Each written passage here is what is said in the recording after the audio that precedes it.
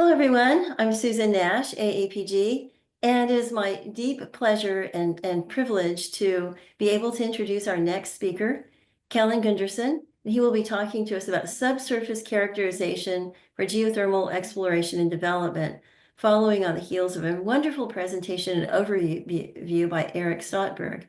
This is a part of our webinar series with GEODE, and the project developer or the lead is Eugenia Torregosa. And if she'd like to say hello really briefly, that would be great. And if not, that's fine too. Okay, great. Hello, Eugenia. Hi, thank you everyone for attending this workshop. We are very keen that you are attending, and we did it with a main purpose that was to present a series of workshops with practical knowledge about knowledge transfer from oil and gas to geothermal. And let's go ahead. Okay, great. Thank you. So, Kellen, I'd like to invite you to start the presentation. Thank you.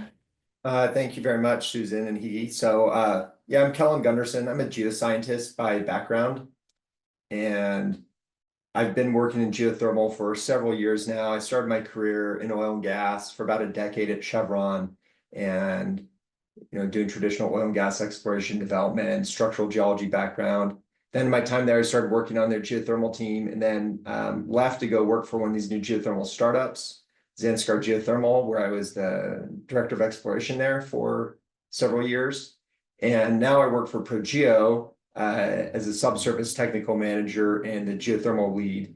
And Projeo is a subsurface reservoir engineering and geoscience consulting R&D firm, and we're focusing on accelerating the energy transition through the use of subsurface energy resources. And we have a long history of project leadership on both commercial and DOE-funded project side on both carbon storage and geothermal.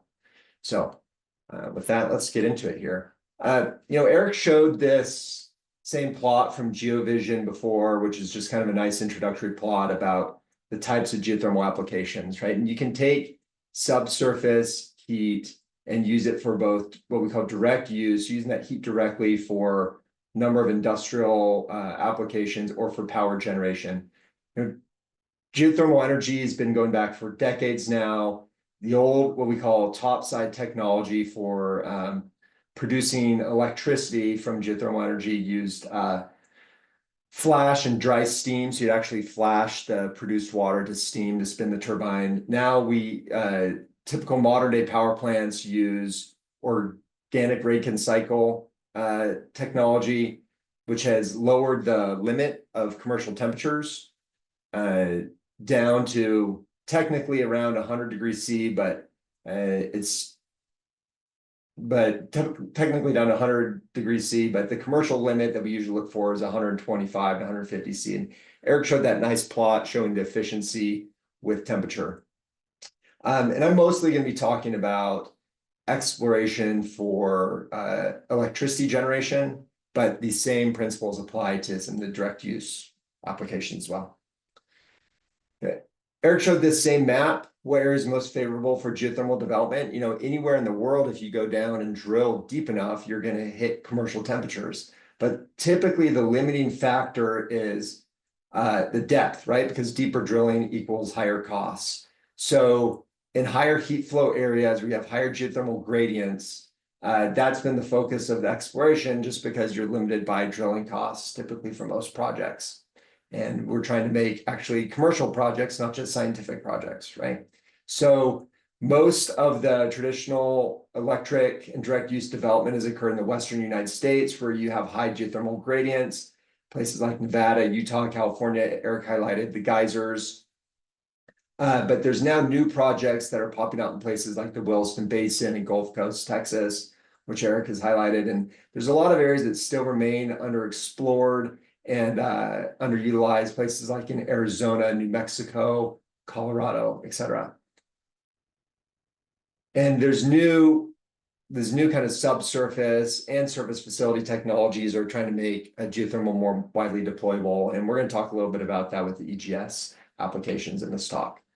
So when we say, what do you mean by geothermal resource? I think it's important to talk about what different play types or development types you're thinking about. And Eric talked a lot about sedimentary geothermal. I'm going to focus a lot on what conventional hydrothermal in this talk, but also talk about sedimentary and enhanced geothermal systems.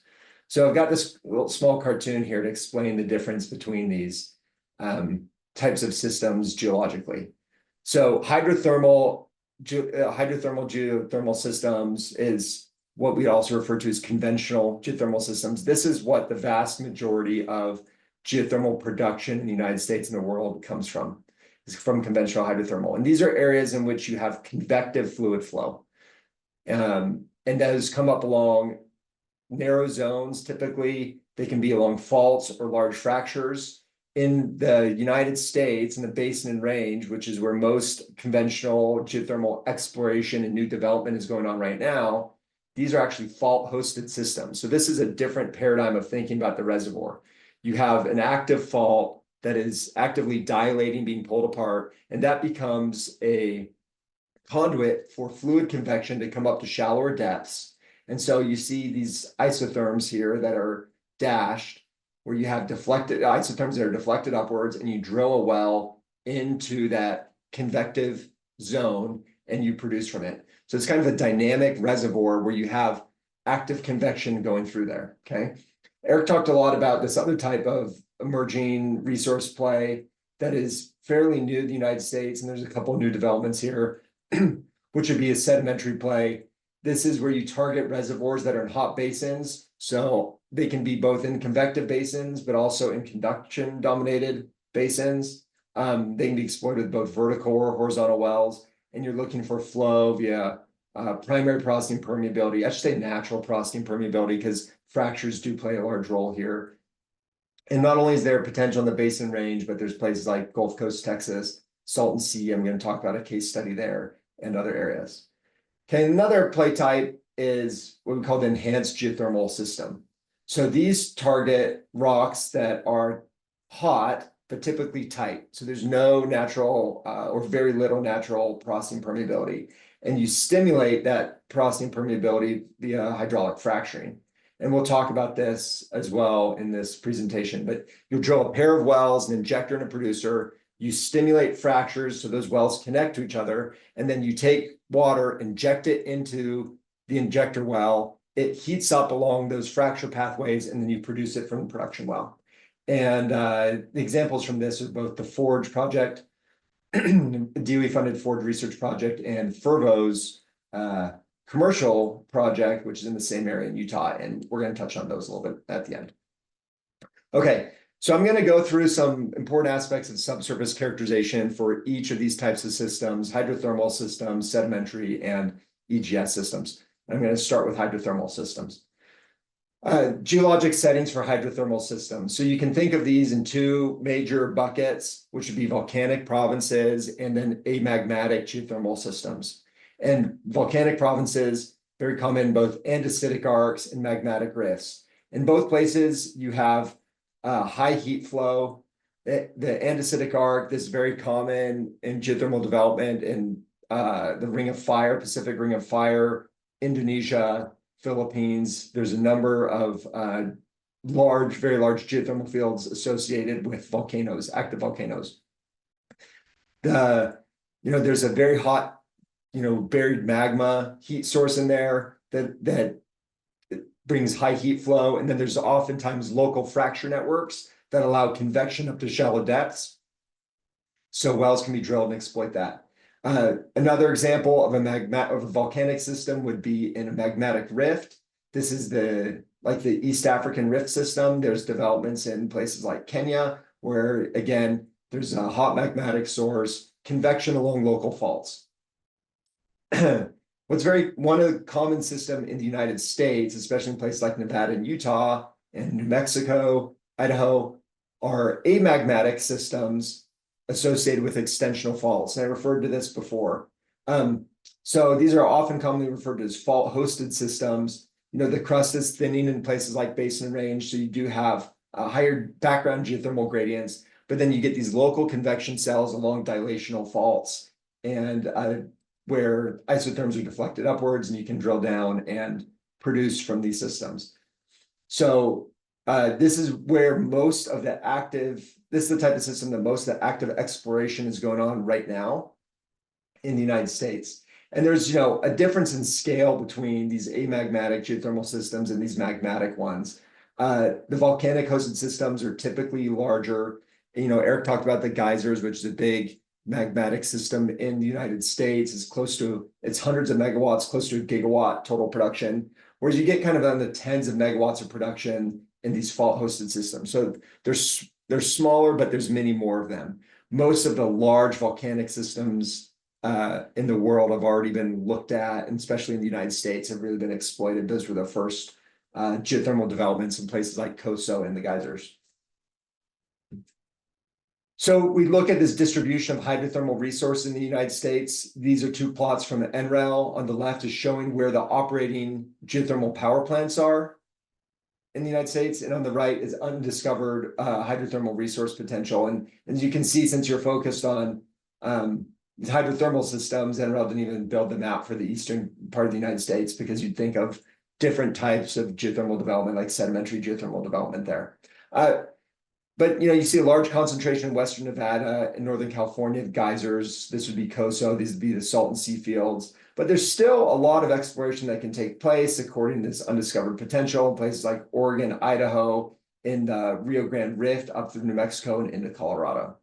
And we should note that, you know, there's about 3.8 gigawatts of installed capacity in the United States, but actually only about 2.5 gigawatts of producing. So there's a lot of excess capacity in our current surface facilities. And we're going to talk a little bit about some of the reasons why that is.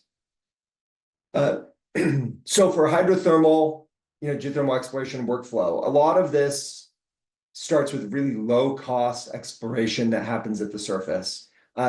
For these traditional hydrothermal systems, the margins tend to be a little bit small, or tend to be smaller than oil and gas projects. And so the initial exploration investments tend to be smaller, and you kind of phase that through time as you de-risk the project.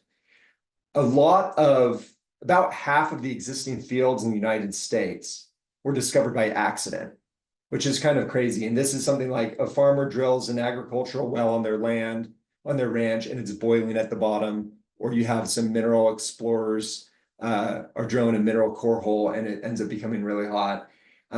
Early exploration focused a lot on, you know, hot springs or surface expressions of hydrothermal alteration.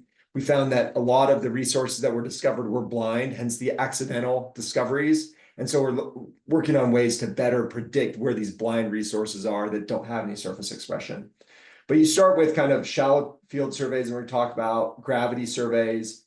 You go into, the idea is that you successively drill deeper. You start with very shallow drilling to understand the temperature field. You drill successively deeper with more expensive holes. You de-risk the project to kind of vector into where that upwelling is coming from. So you might start with very inexpensive surveys at the surface. You get into some geophysics until you do a deep drilling into the resource to actually confirm the resource. And I'm going to just touch on it a little bit, but there's a lot about the geochemistry of the waters and hot springs as well that can give some indication of what the actual reservoir temperature is at depth. The geothermal conceptual model. So this is an important concept that's really developed by Bill Cumming, and which is basically using geological conceptual models to guide drilling decisions. So early on, as you start to gather your geologic data, you want to start to put together in a conceptual model, essentially a cartoon of what you think the geologic system is, right? Integrating everything that you know about geochemistry, the structure, the stratigraphy, and you know, geothermal explorationists have accomplished a great deal with a very sparse and inexpensive data sets. And a lot of it comes down to very good geology, understanding the geology and being able to tie it together into a cohesive story and putting together kind of simple models and what you think is driving the resource. And there's a lot of discoveries that have been made by this, right? There's often the phrase that I love, come from the background of the oil world, that, you know, oil's first found in the mind of a geologist. And it's very similar for geothermal exploration as well. Okay, so let's talk about 3 of the things that you need for a successful project, which is you need sufficient heat, you need sufficient temperature, heat, sorry, heat and temperature, you need sufficient flow. And then what you need is be able to balance injectivity and the production. So you need connectivity that's balanced right between the production wells and injection wells, that you can maintain that production over time. So let's talk first for hydrothermal systems about downhole temperature measurements and finding convective systems. So, Eric went through the nitty gritty of this and bottom hole temperature corrections, but I'm going to just talk about what we're looking for in hydrothermal systems, which is we're trying to find places where you have convection cells, which are going to be indicated in temperature profiles. So this is a temperature versus depth plot of isothermal systems. So you have a normal background conductive gradient that might be locally higher in a place like an extensional system. We look for places where, because of upwelling, that gradient would be isothermal. So you get to a place where, because you have hot water that's upwelling, where you basically, as you go deeper, you have very similar temperatures, and then as you go above the top of the convection cell, it dies off really quickly. So you can take temperature versus depth, put it on a plot against your background gradient, and start to see where you have gradients that are above background that would indicate isothermal areas. We use a lot of existing bottom hole temperature observations. There's big databases and state databases of this, and SMU's compiled a large database. But there's actually, for very shallow measurements, other sources of data. State water well databases commonly contain indications of this. And I took a screenshot from a project I worked on in Utah, where we'd gone through and scraped and compiled a bunch of data from state water well drillers. And this is a water well log that they drill with every water well in the state of Utah. And you can see down at somewhere about 260 feet, they hit 182 degrees F. Now, this in itself is not a commercial temperature, but you're actually very shallow here, probably above the convection cell. And you're at a shallow kind of outflow. That water is going to come up along the fault and then flow out. And then that water well driller drilled into it and is 182 C at very shallow depths, right? So there's a lot of, in agricultural databases and water well databases, there's a lot of this temperature data that is very useful to pointing you to something that is could be significant at depth. Once you start to find something that's interesting temperatures, we start with what's called shallow temperature surveys, which is to understand, and we're trying to understand the spatial extent of a thermal anomaly. And shallow temperature surveys, we use two different methods. One is a 2-meter temperature survey, and that's literally take a modified jackhammer and put a steel rod 2 meters in the ground, put a thermistor down, and let it equilibrate and measure at 2 meters depth. What this helps is just to map the extent of a thermal anomaly, because we have areas in which I've seen 2-meter probes that measure something like 35 degrees C at 2 meters. And, we do correction. We try to do as much as we can corrections for solar insolation. So it's not an absolute measurement, except of anything of the spatial extent. After that, we come through with direct probe drilling. I've drilled hundreds of these holes. With direct push drilling using something like a geoprobe, where you use a hydraulic hammer to hammer steel rods into the ground. You can go down commonly up to 100, 150 feet with these really mobile truck mounted rigs. And you don't leave any of the tooling or casing in the ground. So it's got very low environmental impact. And this is an example from Rick Zahner, a friend of mine, a study that they did Teals Marsh almost about 15 years ago, Teals Marsh in Nevada, where they hit 97 degrees C at 30 meters. So indicative of probably a significant resource much deeper, especially since they were able to get water samples that indicated a higher reservoir temperature. So, you could drill half a dozen of these geoprobe holes a day. You can drill a couple dozen 2-meter surveys a day. And so you can see, we have a map of both the 2-meter temperatures and geoprobe temperatures at Teals Marsh. And you can see that it's starting to outline the extent of these thermal anomalies. These black lines are faults. And so it's starting to tell you which areas of the fault you have a convective upwelling along. And that's going to guide your future geophysics and deeper drilling programs. So So that's what we look for in temperature, and then we go down and drill deeper temperature holes to confirm temperature gradients, and then eventually drill into the resource.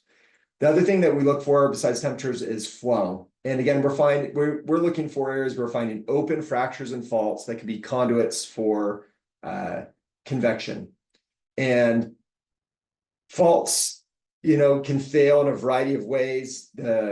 I'd refer you to Dave Farrell at Southwest Research Institute, really good structural geologist, has done a lot of work on failure mechanisms and faults, right? Where you can have tensile failure, hybrid slip and tensile failure, pure shear failure, or compactive failure.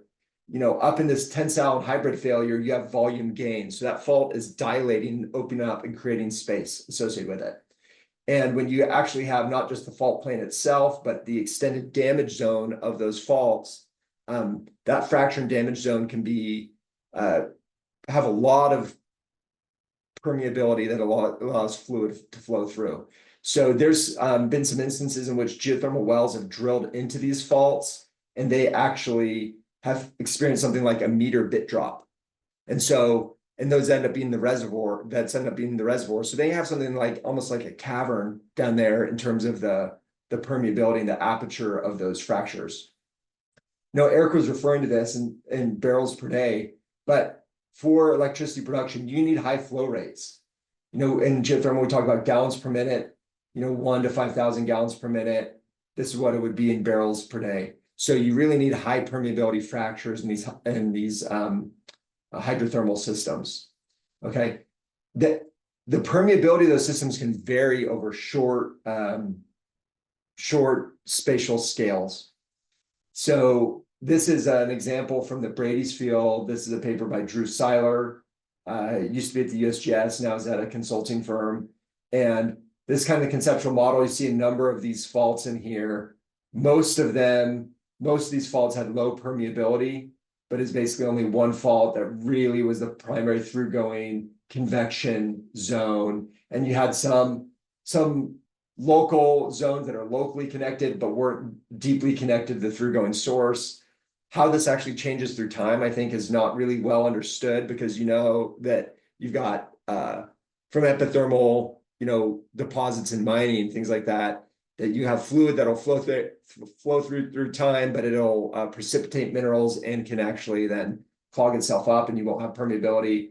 I don't think that's really happened on the scale, on development time scale, but it's not clear as a scientific question, how long are these systems really active for? But it can vary over short spatial scales, and we've seen instances in which people will drill a well into one of these faults. It's very permeable, and they try stepping out a long strike, even just a couple 100 meters, and it's tight.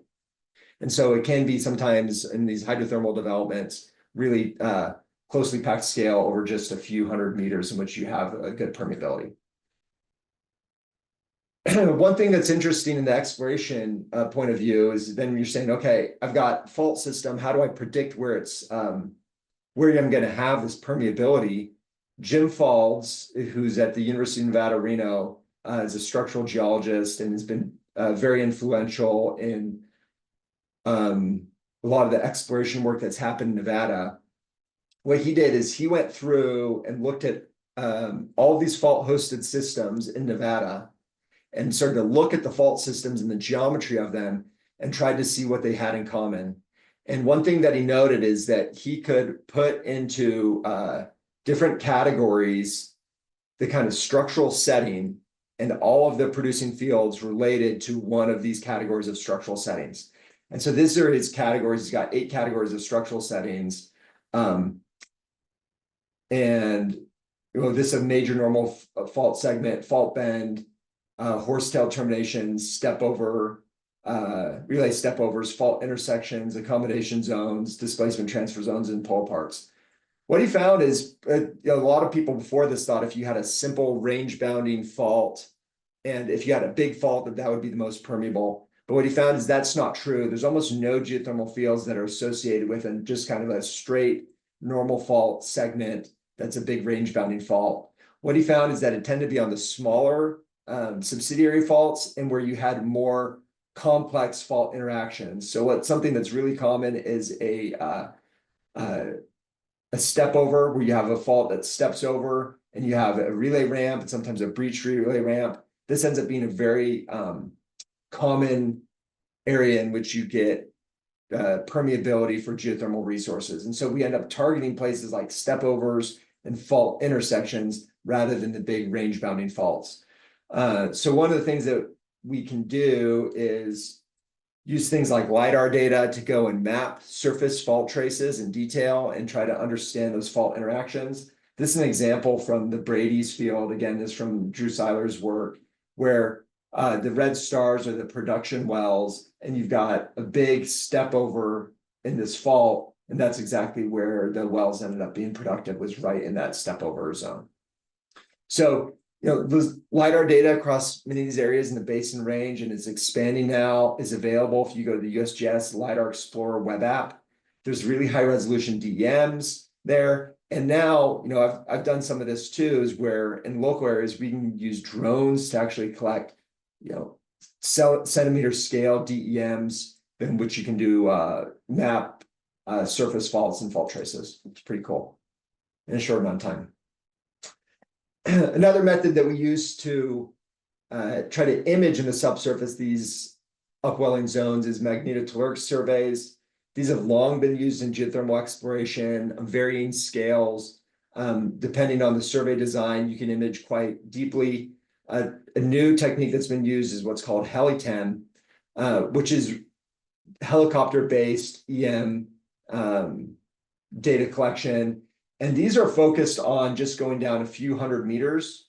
But this is an example from the Bridge project in Nevada, where they had a low resistivity zone and they were able to image this upflow zone along a range bounding fault. So they were basically able to then survey a large spatial area in concert with their shallow temperature surveys and vector in on where they thought the area was permeable along those faults, because they were able to image these upflow zones.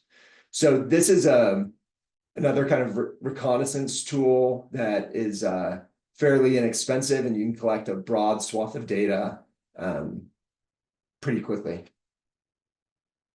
Okay, so we talked about temperature. We talked about finding areas that are permeable for flow. The other thing that we need to think about in terms of conventional hydrothermal exploration is managing injectivity. So one, in kind of the history of geothermal, when they originally produced the resource via flash power plants and they would flash to steam, they were commonly not re-injecting any fluids or very little fluids. And what they found is that they had significant reservoir declines through time. You'd have temperature and pressure declines. And in some cases, that ended up being catastrophic. Or in some cases, you had initial production that ended up being double what the production was in years later. Okay, so now with the organic Rankine cycle developments, you end up re-injecting that produced brine back into the subsurface, but it's still a real delicate balancing act where you need to balance those injectors and producers. So your injectors are close enough to maintain pressure support, but not so close that you have cold water that breaks through, right? So you want that travel pathway to be long enough that the injecting water heats up again before it gets back to the producer, but you don't want to lose pressure support.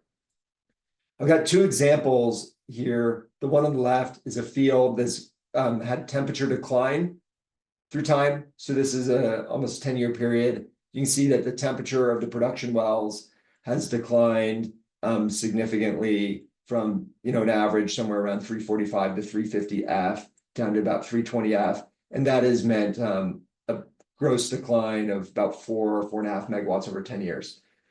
The other challenge has been with flow decline, right? If you actually put that injector too far away, you lose power to flow decline. And this is, I think, normalized flow here. And you can see that you've had flow decline. When you're thinking about producing from a fault-hosted system or something that's really dominated by fractures, this is very difficult to plan these injectors and producers, right? Because you're thinking about complex flow paths, right? reservoir modelers always want to put something that is, homogeneous and isotropic reservoir. That's the ideal case for a reservoir model. Well, if you think about a complex fracture network and a fault, that's like the opposite of that in terms of a geologic system. So this is a very significant challenge in conventional hydrothermal fields. Early on in the development stage, what we'll often use is tracers to understand those flow paths. So this is an example from Neal Hot Springs, which is in Eastern Oregon. It's a very simple conceptual model of a single fault. This is a map view of the Neal fault trace. There's the producers, and then there's a number of injectors around here. Okay. And they did tracer tests in these injectors and the producers to try to understand the flow paths. And these are examples from 100-day tracer test and the 300-day tracer test. And you can see that they're different.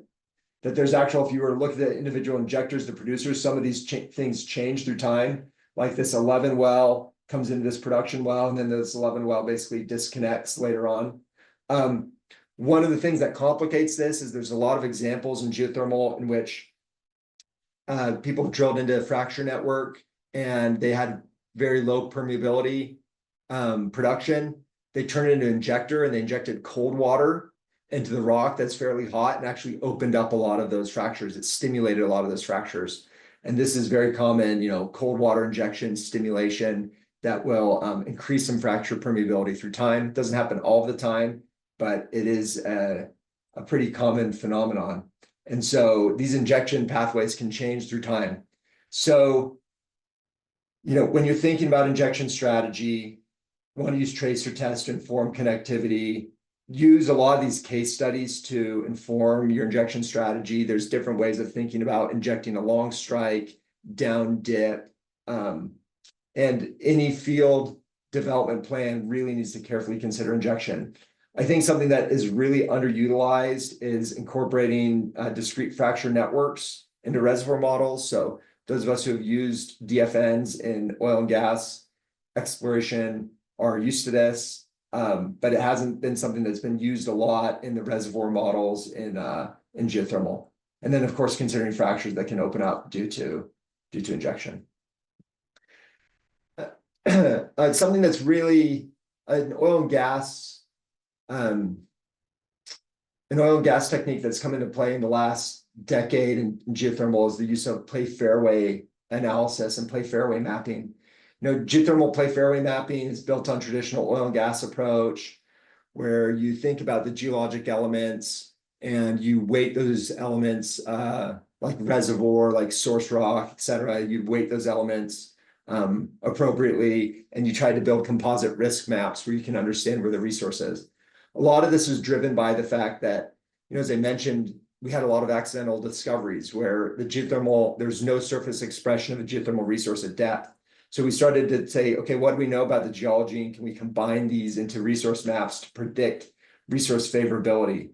This began with a Nevada play fairway analysis, a Dewey-funded Nevada play fairway analysis that predicted some blind temperature anomalies that they actually then drilled down and confirmed them in Gabbs Valley, Nevada. That was a group that's led by Jim Faulds, University of Nevada. And then there's a number of follow-on projects to that, including a big Dewey-funded project called the Ingenious Project, that is using a machine learning approach across the whole Great Basin and kind of larger Western United States. And here's an example from Jacob D'Angelo is at the USGS of an example of a number of these feature maps that went into analysis in Idaho, and then their predicted geothermal favorability based off of that. So I encourage you to utilize those resources and those products that are being developed by those academic groups. So just to kind of wrap up the hydrothermal exploration, think about some other considerations. When I talk to oil and gas folks who've not been in geothermal for a long time, or that don't have a lot of exposure to geothermal, and I talk about, hey, seismic data is typically not of high value. It can be. And most of these fields, many of these fields are developed without any seismic data. That seems just kind of wild to them, right? And coming from my first job out of school at Chevron is like, we're using seismic data everywhere. But when you're thinking about a very narrow, let's say fracture zone or permeable fault zone, you might be able to image that fault, but you can't image that permeability directly. And so if you can't like image and map the reservoir directly, lots of times that data isn't seen as high value. Now there's still, I think, cases in which seismic makes sense, but it doesn't always make sense. You need to think of that as kind of fit for purpose. So as a substitution for that, early stage gravity and magnetic are used as low cost data for mapping structures and understanding the subsurface structure. MT data is the geophysics of choice most often, and you can collect that at varying scales and resolution. Something I didn't talk about, just frankly, because I'm not a geochemistry expert, and so I didn't want to get too many questions about it, is chemical geothermometry is an important part of predicting reservoir temperature. And Powell and Cumming, they have a nice geothermometry workbook. If you refer to their paper in 2009, an Excel spreadsheet workbook, the idea of geothermometry is, you have minerals like silica that are dissolved at high temperatures down deep reservoir depths. As they convect up to shallow depths, they are out of equilibria and remain in solution. And so you can measure something like the concentration of silica in a hot spring, and it can point you down and tell you what the reservoir temperature at depth is, right? And correlate between that. So from shallow drilling, getting groundwater samples, or from hot springs or other surface expressions, measuring that water geochemistry becomes important for predicting what you think the reservoir temperature is going to be at depth. And then, surface geologic mapping can tell you a lot about what's happening, whether it's the fault traces, alteration minerals that you see at the surface, and kind of that old school boots on the ground geologic investigations. Okay, sedimentary geothermal systems, going to touch on this to a smaller degree. So Eric talked a lot about this and gave a really, really detailed background, and also known as hot sedimentary aquifers or stratigraphic hydrothermal. Now you're not thinking about a narrow fault, but you're thinking about a laterally continuous sedimentary reservoir that has natural porosity and permeability to maintain flow rates. This is very common in projects in Europe, like the Rheingraben, Netherlands, and some new projects in North America. A workflow is more similar like oil and gas. You're mapping reservoirs with well data and seismic, thinking about porosity, permeability, and reservoir presence and quality and how that varies spatially. And there's projects developing the Wilson Basin, Gulf Coast Basin, et cetera. So there's a lot of resources that are state oil and gas well databases. I think right now, since it's a growing research area, there's kind of limited regional assessments. But our firm Projeo, we're leading some industry, government, academic groups on some research projects and on some commercial projects. This is something that we've been focusing on at my firm. So just a couple examples, the Salton Sea, there's a number in Southern California, there's a number of active geothermal power plants here, I think over 100 megawatts of total production in the Salton Sea, and has been online for a long time. Ormat operates 3 of them, and they wrote this paper, Gabby Ramirez, that she presented at the Geothermal Rising meeting back in 2023 about this. What's interesting about this is there's a big transtensional basin, really high heat flow, and there's convection along faults, but the faults are feeding these sedimentary reservoirs, and the production is not from the faults, but it's from primary porosity and permeability in these sands. So you can see here's a production well A, and over here, these little cross lines are the feed zones, that correlate over here. Here's for the Brawley field, here's a well log. They've got about 2,000 feet of gross sand, and you can see where their feed zones that they've interpreted are, where there's production injection. But this is an instance in which you're really producing from a sedimentary aquifer. It's not very deep compared to something in a conductive basin because you've got that system is being fed by convection. And individual reservoir sands, they have a cutoff of over 24% porosity and 50 to 75 feet thick, and they've got kind of stacked reservoirs in here. And this is the same development concept for all 3 of their fields, the Heber, the Brawley, and the Ormesa field that they have. Eric touched on this one. project, which I've been following, which is Deep Earth's project in the Williston Basin. It's on the Canadian side, just over the border in Saskatchewan. So they are targeting the Deadwood Formation. The temperature is about 120 to 125 C.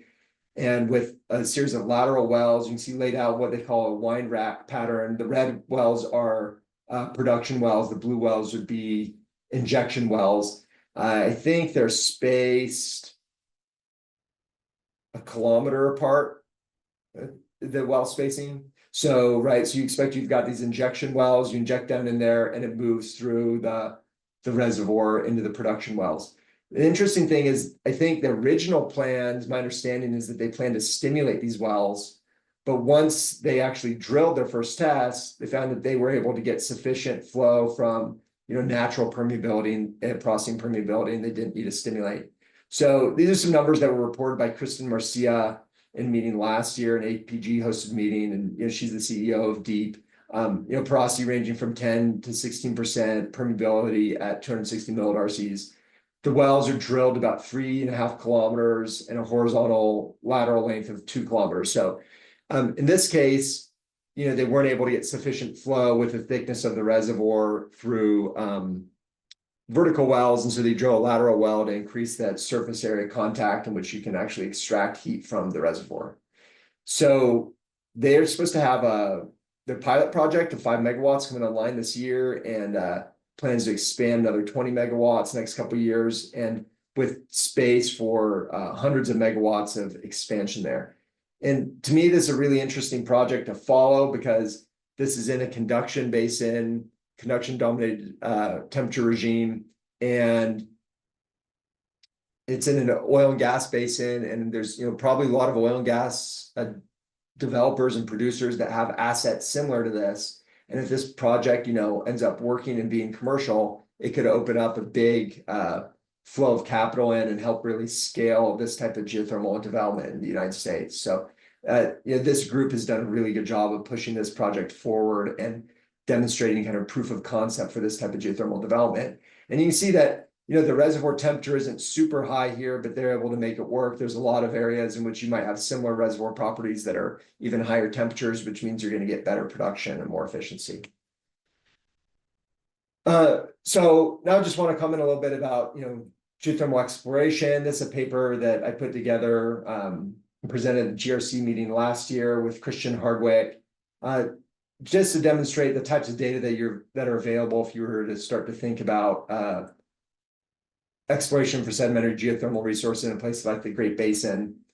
And we were focusing on an area in what's called the Great Salt Lake Basin. If you know where the Great Salt Lake is in northern Utah, in the northeastern part of the Basin Range. And this has been an area that had been recognized for having sedimentary geothermal potential because it has high heat flow. There's a number of oil and gas wells that were drilled there in the late 70s, early 80s, I think most by ARCO. That data is all in the public domain and public site, and some of the seismic data has been published as well, which really helps kind of helps in the characterization of the potential resource there. The target here is actually Paleozoic sedimentary section that's overlain by basin fill, and that's mostly carbonates, and that tend to be, it looks like, fractured dominated porosity and permeability here. So we started with collecting this data and compiling it from public domain, including here's some temperature depth profiles. As you can see that you've got conduction dominated basin, but some gradients that are pretty high, 56 C per kilometer, where you hit down to over 200 C at around 3.5 kilometers. So this is a comparison. If you looked at the Williston Basin, right, at 3.5 kilometers, they were about 125 C. So you've got potential reservoirs down here that are much hotter. And we're looking, this is a little schematic well section going to the north and south through the Great Salt Lake Basin. And we're focusing on these fractured and non-fractured carbonates that are over 150 C, that are around 3 kilometers deep here. There's very little prospectivity in kind of the basin fill section. It's mostly thin sands and tends to be colder here. So we did both detailed reservoir characterization downhole from petrophysics, looking at the logs, and also going and looking at the outcrops. What's nice in the Great Basin is the rocks that are buried under the basin are commonly exposed in the horse blocks just adjacent to them. So you can actually go look at the reservoir rocks just a couple kilometers away. And we did that in this case to look at fractures in these carbonates, and we're able to map really consistent fracture sets. So if you were to think about drilling development well, it helps guide the orientations of those laterals so you intersect as many of those fractures as possible. And you know, we were able to identify a target reservoir in here that's about 300 feet thick and understand the fracture network. So you could run kind of techno-economics and think about what kind of generation you could get from this reservoir and what the levelized cost of electricity would be. Okay, so the last resource type to talk about is enhanced geothermal systems.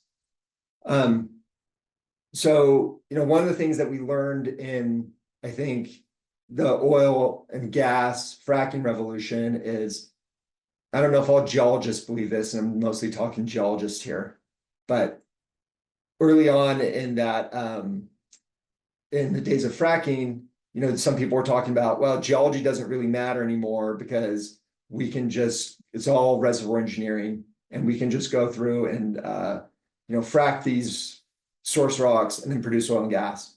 We actually found that was not true, that there was a lot of variability in the production from you know, stimulated oil and gas wells, and that there were subtle things in the subsurface geology that mattered in terms of production.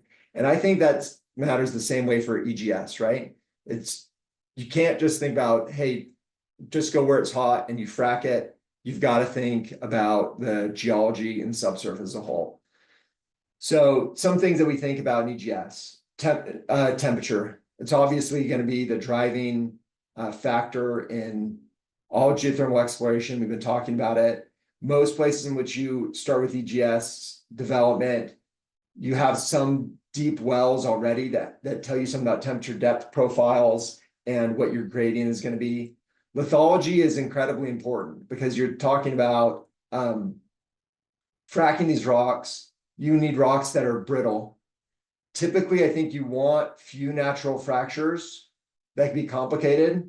Natural fractures, you know, can produce the predictability of a stimulated fracture, right? It can impede the development of those fractures, but in some cases, it might actually enhance the permeability.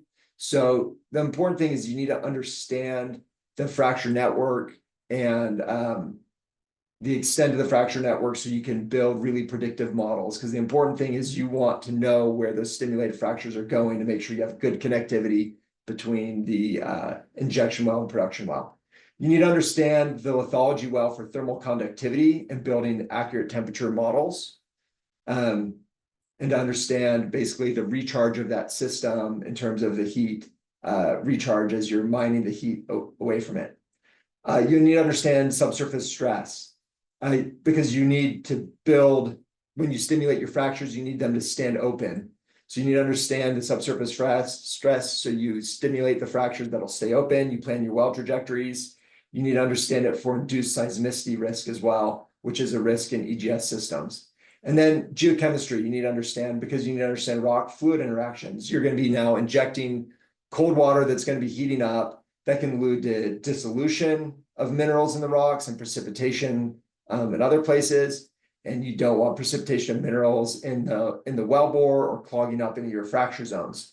So, you know, most EGS projects target higher reservoir temperatures, and this ends up being a greater risk for dissolution and scaling issues of minerals. So you really need to understand the geochemistry. So I'm just going to touch on two of the big projects that are working on this and what they think about in terms of subsurface characterization. First one is Forge. This is University of Utah's EGS Field Lab. It's a large, several $100 million DOE-funded project in Beaver County, Utah. They have drilled 2 highly deviated production injection wells over 10,000 feet, hit temperatures of over 230 C. A lot of this was testing the materials and the drill bits and that can operate at those high temperatures and drilling through granites. So there was a drilling and completions research aspect of this in addition to the geoscience aspect. And it's been a lot of collaboration between national labs, universities, private companies. This is just showing some of the data they collected, full well log suites, image logs where they can characterize fracture distributions, dip directions, and things like that. And so they've successfully stimulated these two wells and run flow tests in between them. This has been a big breakthrough in the last couple of years. Building off of Forge's work has been Fervo, which is a venture-backed EGS development company.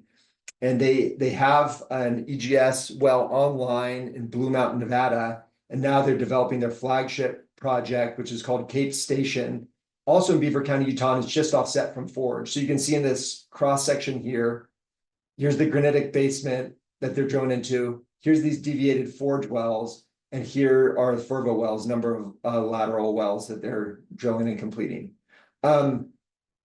So they've done their first test. They've been publishing a lot on this. So I'd encourage you, Steve Furcho, who is one of their lead geologists, gave a presentation at Stanford Geothermal Workshop just a couple months ago.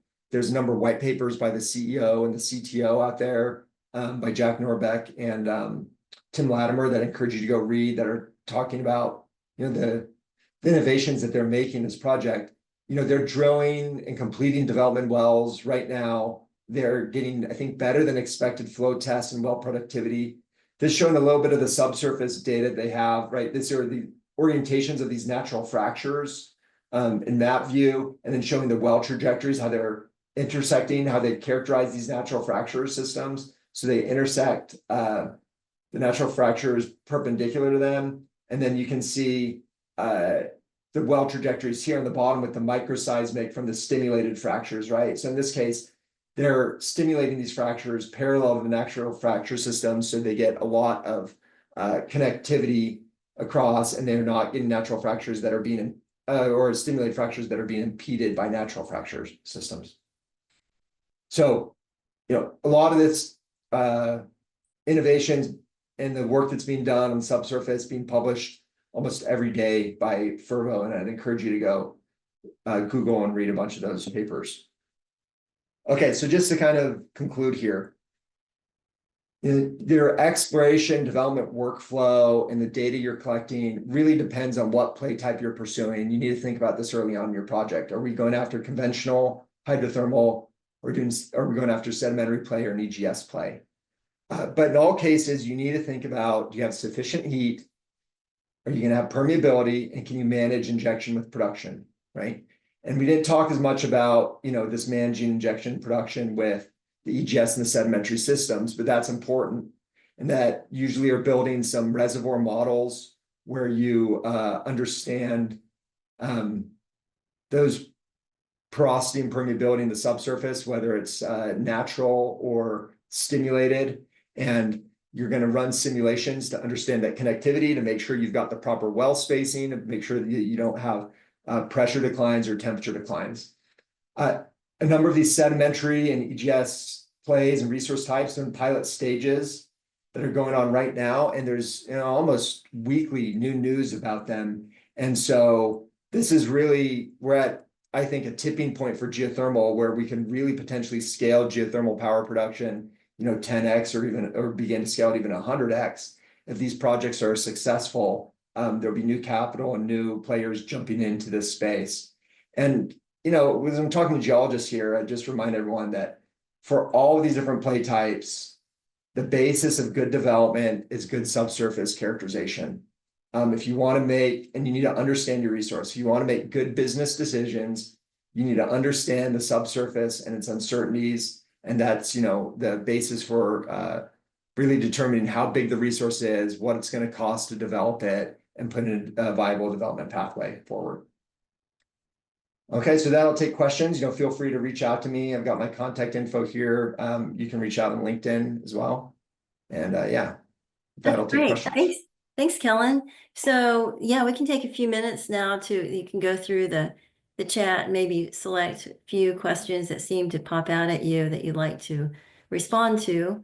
And then at about 12, well, 16 or 17, whatever. We'll see if, well, we'll give John Holbrook some time to get in. He's the next one. So he'll be at 12:30 Central Time. Yeah. Okay, let me work through some of these. What is Sure. the residence time for cold water pumped into fracked rocks prior to efficient extraction for heat? Oh, for the Fervo wells, the EGS wells, I don't know exactly. Their wells are spaced pretty close. I think they're on the scale of some of them, 400 or 500 meters, but they're pretty hot down there. It's probably on. I don't know for Fervo's wells. I know that you can have some that are on scales of weeks to months for conventional hydrothermal systems, but that's something that I could look up and get back to you, David, for the EGS wells. John asked, are there recordings of seismic induced events to the injection of cooler fluids into hot rock? No, I don't think that there's many of those for the injections of cooler fluids into hot rock that I was talking about, where you actually open up those fractures. The main induced seismicity risks are associated with the EGS system. So there was actually in Korea, and also there was one in Switzerland where there's some EGS projects that induced magnitude 4 to 5 earthquakes. One of the interesting things is that there was a case study with the Ridgecrest earthquake. This was, I can't remember how many years ago. Ridgecrest was at 2004, something like that. The Ridgecrest fault trended right into the COSO geothermal field in Southern California. And basically the rupture stopped at the field and then picked up on the other side. And so with the conventional hydrothermal development, there really hasn't been any major seismic issues associated with injection. And a lot of that is because you're also reducing that pore pressure from those faults when you produce from them. The induced seismicity risks have typically occurred with the EGS events, but someone who's got more expertise on that, maybe you would comment. How about dormant volcanic systems, 1 to 4 million years old? Do they have potential geothermal energy? I guess it would depend on what the modern day heat flow is. If there's not a high temperature gradient and a lot of heat flow, then I would say no. If you still have, existing heat flow, then it's off. Can you explain more what the tracer test is, how it's carried out? Yeah, chemical tracers, these are not just used in geothermal, they're used in lots of aspects of subsurface earth science and oil and gas wells too, where you're injecting a chemical tracer, has a distinct chemical signature down in the injection well, and then you're looking for that to come out the production well. So you can put in these distinct chemicals, or like fingerprints that you're tracking to track the pathway. Do people use proppants in fracking geothermal wells? Yes, proppants are being used in EGS wells, and they are part of the Forge project was testing different proppants. That's not my area of expertise, but I know they were testing a whole bunch of different proppants that could operate at those higher temperatures. Why should cold water stimulate fractures? We need to talk to a geomechanicist who understands this better, but it does, there's geomechanical reasons where it stimulates and opens up these shear fractures. Great PowerPoint about geothermal every exploration. I'll take that as a compliment. Thank you. In geothermal exploration within sedimentary basins, their general well placement strategy, they're to place production injection wells relative to each other. Assuming we do not have any information on fracture network, and we assume isotropic rock. Yeah, this is going to depend on the thickness, the porosity and permeability, the thermal conductivity of the rocks, and all of those things like that. So I think all of those strategies have been, it's more probably going to be a trial and error. You're probably going to run a simulation with what you know about the subsurface, and then place those wells optimally so you can maintain, pressure and temperature without significant declines. Now, there is kind of a general, so that's the specific strategy in terms of spacing and lengths of the laterals and things like that. I think there's a general strategy that both for lateral wells that both Fervo is doing and Deep is doing, which is called the wine rack strategy, where you see that there's a number of parallel wells, parallel laterals, where you have injector, producer, injector, producer, injector, producer.